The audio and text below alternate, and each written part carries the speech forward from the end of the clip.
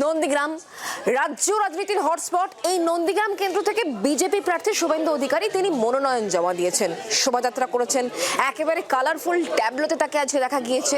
তার সঙ্গে কিন্তু দিলীপ ঘোষও ছিলেন। প্রশ্ন এটাই, দ্বন্দ্ব তাহলে কি মিটে গেল, নাকি ভোটের চাপে, দলের শীর্ষ নেতৃত্বের চাপে সুখী পরিবার দেখানোর একটা প্রয়াস?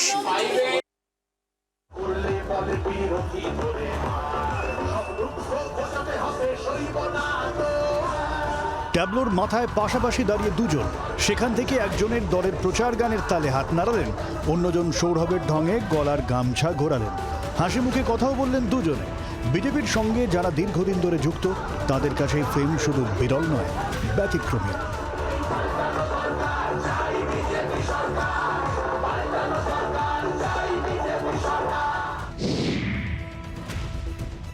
সোমবার হলদিয়ার এসডি অফিসে নন্দীগ্রাম আসনের জন্য মনোনয়ন জমা দিলেন বিজেপি প্রার্থী শুভেন্দু অধিকারী।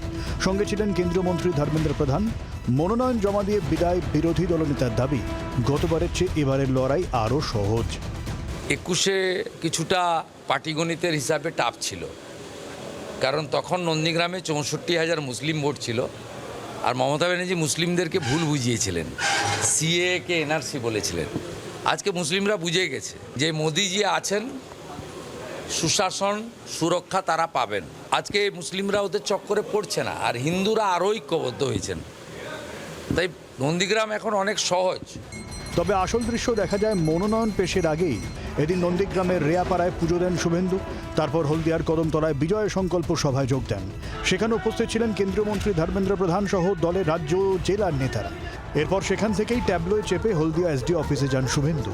সেই ট্যাবলোয় বিদায়ী বিরোধী দলনেতার পাশেই ছিলেন দিলীপ ঘোষ। মনোনয়ন পেশের সময় তাকে আর দেখা না গেলেও দল যা বার্তা দিতে চেয়েছিল ততক্ষণে তা স্পষ্ট। मेरे ख्याल से बंगाल की पहला नॉमिनेशन हमारी नेता शुभेंदु अधिकारी जी दिलीप घोष जी के साथ आके नामांकन भरें। यही अपने आप में एक बहुत बड़ा सूचना देती है, अगले बार ममता जी को जाना ही पड़ेगा। জনগণের যে জনরোষ বিজেপির বিরুদ্ধে, সেই বন্যায় তো বিজেপি খড়কুটোর মতো ভেসে যাচ্ছে। সেই সময় দেখবেন অনেক সাপ ব্যাং ওই একটা কিছুক্ষণের জন্য একটা জায়গায় থাকে, তো এটা হচ্ছে তাই।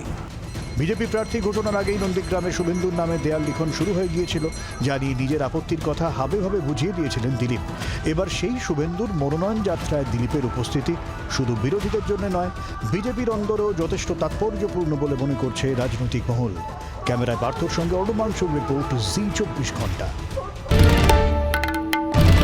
বাংলার আওয়াজ, বাঙালির আবেগ, জি 24 ঘন্টা।